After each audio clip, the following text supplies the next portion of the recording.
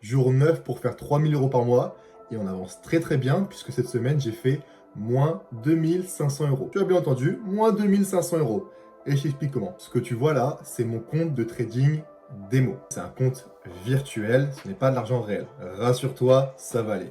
Je t'explique pourquoi. Le trading, c'est vraiment un domaine où ça demande de la pratique. Tu as beau avoir toutes les connaissances du monde, il faut vraiment que tu passes à l'action et que tu pratiques. Un peu comme quand tu es médecin, au bout de la 6e année, tu es interne parce qu'il faut que tu pratiques. Et t'as beau avoir toute la théorie du monde, ça marche pas. Et justement, cette semaine, j'ai pris une perte de 2 500 €. Tu peux être paniqué, voire même apeuré, et je te rassure, à ta place, je serais pareil.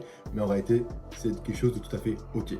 Parce que ce que tu vois, c'est moins 2 500, mais ce que je t'ai pas dit, c'est que je gère pas un compte à 1 000 ou 2 000 €, mais je gère un compte à 100 000 €. Et tu le vois directement, on parle juste d'une perte de 2,5% sur un capital, ce qui en fait est très contrôlé. Ça, ce que je te montre actuellement, c'est mes performances depuis le début de l'année. Elles sont pas glorieuses, c'est pas les plus belles performances au monde, c'est très loin des mecs sur Snapchat, Instagram ou je ne sais quoi qui te montrent des 90% de réussite et qui font x2 sur leur compte tous les mois.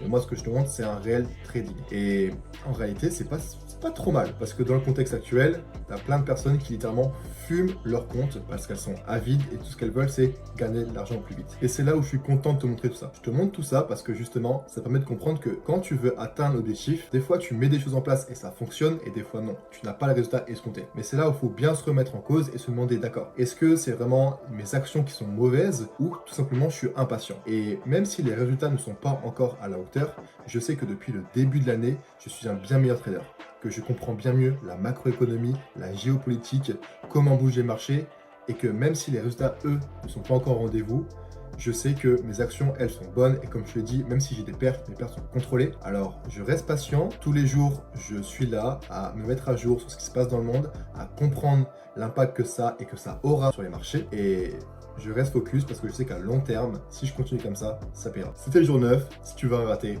abonne-toi.